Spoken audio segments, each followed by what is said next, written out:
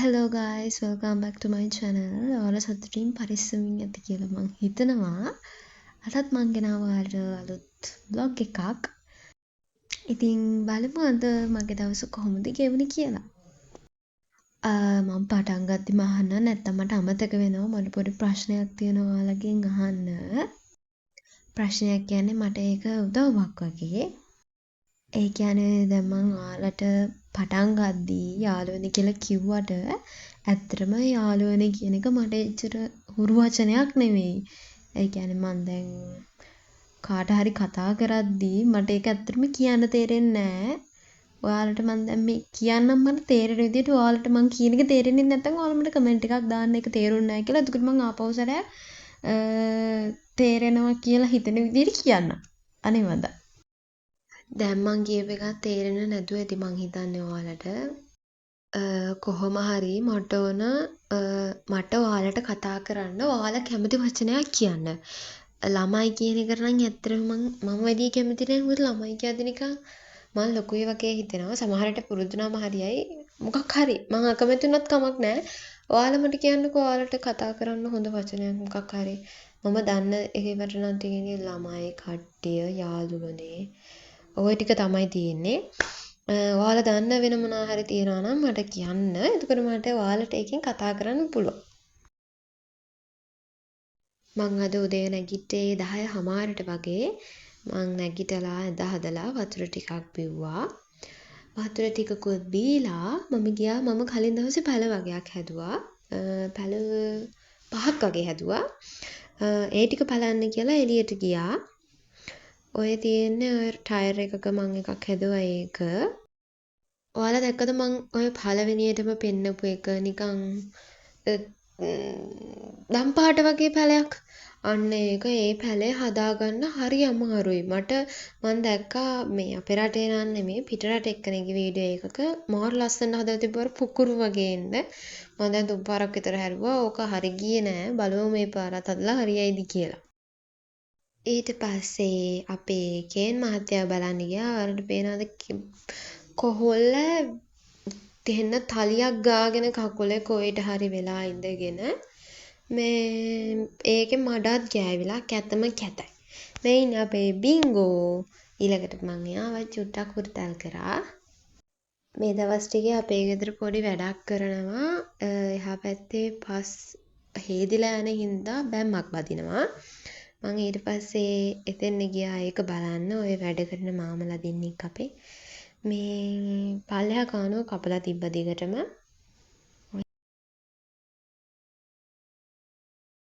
මං සෝද ගන්න කියලා ගේ ඇතුළට එන්න හදද්දි බලන්නකො කේන්ගේ පිට උඩ ඉන්නේ කවුද කියලා. මෙයා දැන් ඉන්නේ මේ කේන් එක්ක. කේන්ට තුරු වෙලා නිදාගන්නේ, සෙල්ලම් කරන්නේ ඔක්කොම කේන් එක්ක. කේන් හොඳ නිසා හොඳයි ඉන්නවා. ඊට පස්සේ මං සෝදගෙන ආවා. සෝදගෙන ඇවිත් සුපුරුදු පරිදි ඇලර්ජිල් ගාලා මසාජ් කරලා කොණ්ඩේ පීරගෙන පිරිවර ළමයෙක් වුණා.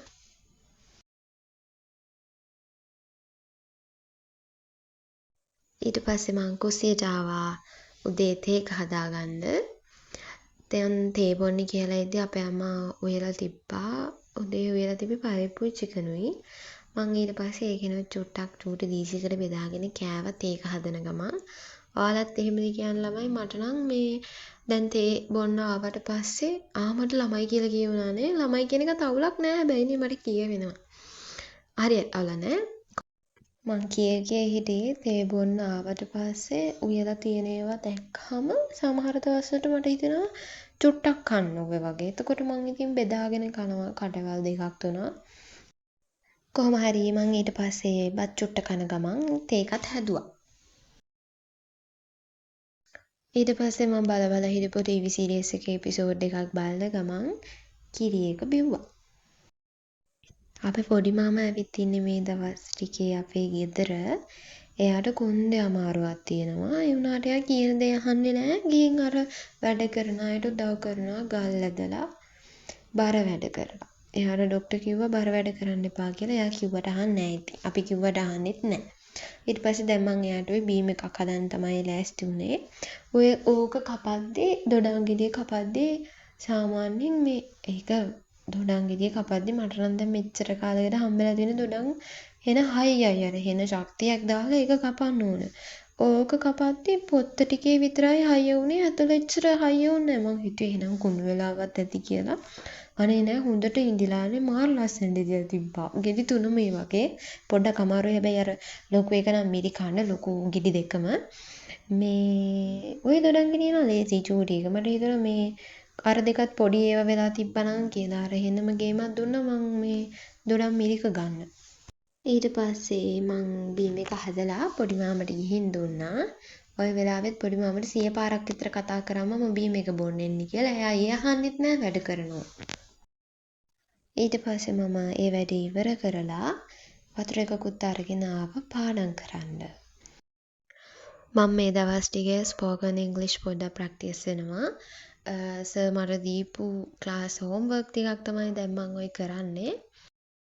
ඔතන මම පැය දෙකක් පැයයි විනාඩි 45ක් ඒ වගේ ටයිම් එකක් පාඩම් කරා. ඔයාලගෙන් මට තව දෙයක් අහන්න තියෙනවා. මගේ අදහසක් තියෙනවා ලයිව් එකක් එන්න. ඇත්තටම ලයිව් කවදාවත් ගිහින් නෑ. අනිත් අයගේ ලයිව් වල ඉඳලා තියෙනවා. ඒත් අර එහෙම ලොකු වෙලාවක් ඉඳලා නෑ. ඇත්තටම කිව්වොත් මම දන්නේ නෑ එහෙම ලයිව් එකක් එන්නේ කොහොමද මොකද්ද කියලා. මං ඉගෙනගෙන එන්නම් ඒ වෙද්දී ඔයාලා මට පොඩි හෙල්ප් එකක් දෙනවද? මම ලයිව් ආවොත් මං හිතාගෙන ඉන්නවා හෙට වගේ එන්න. මම පෝස්ට් එකක් දාන්නම් එන්න කලින් දවසේ.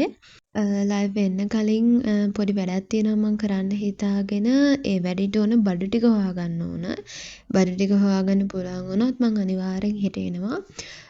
මම පෝස්ට් එකක් දාන්නම්. ඔයාලා මට කියන්න කොහොමද ඔයාලගේ අදහස? ඒකට ඔයාලා කැමතිද? මොකද්ද කියලා විස්තරය අනිවාර්යෙන්ම කියන්න. ඊට පස්සේ මම ඒ වැඩේ ඉවර කරලා ගියා කන්න. දවල්ටයි උදේටයි දෙකටම වගේ තමයි ඉතින් කන්න ගියා. කන ගමන් මම අර කලින් බල හිටපු TV සීරීස් එකේ තව එපිසෝඩ් එකක් බැලුවා. දැන් මං ඔය ලෑස්ති වෙන්නේ කාමරේ යස් කරන්න. කාමරේ යස් කර ඉද්දී මේ පොඩි බටු වැටේ මගේ බටු වැටේ ආවා.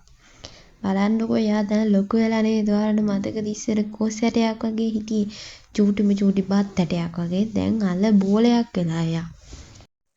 ඉස්සර හරි ආසයිනේ ඔඩොක්කුවට වෙලා ඉන්න හැම වෙලේම දැවටි ඉන්නේ ළඟට වෙලා. දැන් ඉස්සර වගේ නෑ අනේ. දැන් ලොකු ඉඳ වෙන්න තියා. ඊට පස්සේ මං මගේ කාමරේ යතු ගෑවා. කාමරේ යතු ගාලා එළියට ගියා චුට්ටක් අර මාමලුදියේ වැඩ කරානේ. ඒකත් පොඩ්ඩක් බලලා ඇවිදලා එන්න කියලා. යද්දී අපේ පොඩි මාමෝයි ගල් ටික පාර මැද්දට වගේ මැද්දටමත් නෙමේ මෙහා පැත්තේ අයින්ට වෙන්න තිබ්බේ. අර වැඩ කරන අයට ලේසි වෙන්න කියලා එයා ඒ මැටල් ටික දැන් එහා පැත්තට මෙම කරනවා.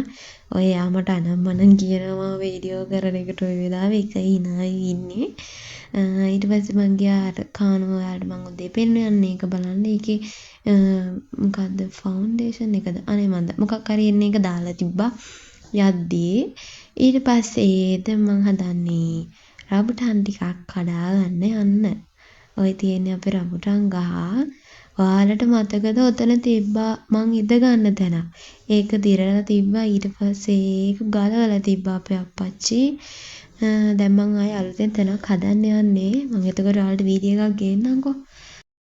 මං අද රබුටන් ගහට නගින්නේ සාධික ගහ දිගේ ගිහින්. සාධික ගහෙන් යන්න පුළුවන් ඕන රබුටන් ගහෙම යන්න පුළුවන්.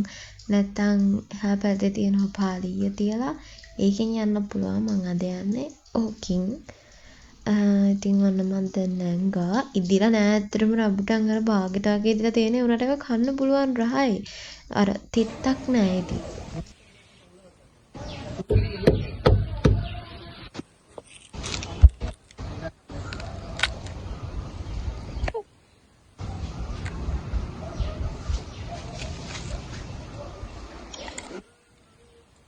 වෙනද මං කරනවාද?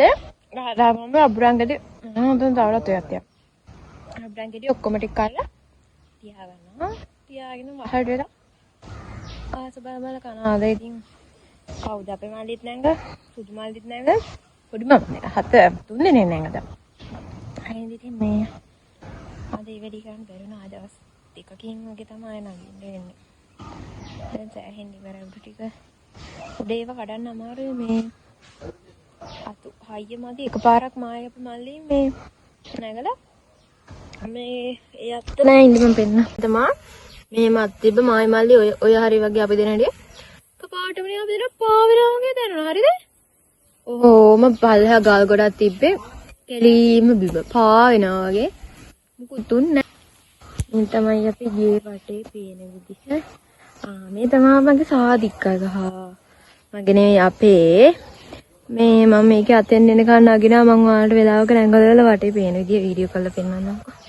දැන් තියෙන්නේ මේ අපේ දූරියන් ගහ අර තියෙන දූරියන් ගහ. මට වටේ ටික ඊට පස්සේ රබුටන් කාලා මම කුස්සියට ආවා. එද්දි මෙන්න මෙයා හිටියා. ළඟට යාවත් වඩා ගත්තා. මම මේ පෙන්නන්නේ එයා වගේම පූස් පෙටියක ඉන්නවා මගේ කලිසමේ කියලා. ඔයාලට පේනවද එයාගේ කන ළඟ මේ තුවාල වෙලා තියෙනවා. මං ඔයාලට කිව්වේ මෙයා යනවා කියලා කේන්ගේ ළඟට. මෙයා ඒ විදිහටම බින්ගෝ ළඟටත් යන්න හදනවා. බින්ගෝ කැමති නෑ එහෙම අර කේන් වගේ ළඟට එනවට. ඒ දේවල් වලට බින්ගෝ කැමති නෑ. ඉතින් මෙයාගේ කන හපලා මේ තුවාල වෙලා තියෙන්නේ. මං ඊට පස්සේ සෝදගෙන ආවා.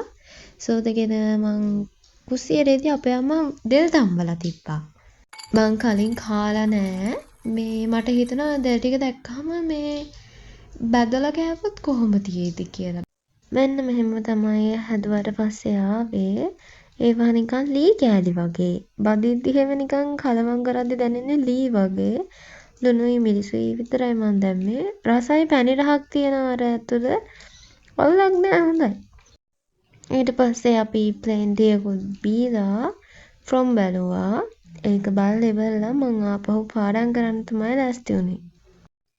ඔතනත් මං ඉංග්‍රීසි ක්ලාස් එකේ වැඩක්ම තමයි කරන්නේ. එසේ එකක් ප්‍රැක්ටිස් වෙලා එන්න කිව්වා. මං ඒක පාඩම් කරන ගමන් තමයි ඔය ඉන්නේ. අනේ මට පොඩි ප්‍රශ්නයක් තියෙනවා. මගේ වීඩියෝස් සාමාන්‍යයෙන් අන්තිම එකේ views 500ක් ගියා. ඒක තමයි දැනට වැඩිම views ගියපු long වීඩියෝ එක. හැබැයි like අඩුයි. අඩුයි කියන්නේ like 4ක් 5ක් වගේ තමයි තියෙන්නේ views ගියාට. අනේ මේ කියන්නේ මගේ වීඩියෝ එකට like එකක් දාන්නේ කැමති නන්නේ. like එකක් දාන්නේ නැහැ කියන්නේ කැමති නැහැ කියන එකනේ. එහෙම අකමැති වෙන්න මොකද තියෙන හේතුව?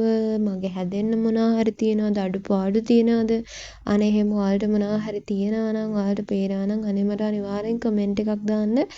ඒක මට ලොකු දෙයක්. මොකද මටත් ඕන මට පුළුවන් උපරිමෙන් හොඳට වීඩියෝස් හදන්න. මට පුළුවන් උපරිමෙන් දැන් කරනවා. තව මට හැදෙන්න ඕන දේවල් ගොඩක් තියෙනවා. අනිවාර්යෙන් මන් දන්නේ නැති දේවලුත් තියෙනවනේ. අනේ මට මේ දේවල් කියලා දෙන්න. කමෙන්ට් එකක් දාලා මට ඒකට උදව්වක් කරන්න. මං ඔයාලගෙන් ඉල්ලනවා. ඒ වගේම මේ වෙනකල් මගේ වීඩියෝස් වල ලයික් කරපු, කමෙන්ට් කරපු, මාව සබ්ස්ක්‍රයිබ් කරපු හැමෝටම ගොඩක් ස්තුතියි. ඉස්සරහටත් මාත් එක්ක ඉන්න. මං අනිවාර්යෙන් ඔයාලට තව ලස්සන වීඩියෝස් ගේනවා. අදට මං ගිහින් එන්නම්. හැමෝම පරිස්සමෙන් සතුටින් ඉන්න.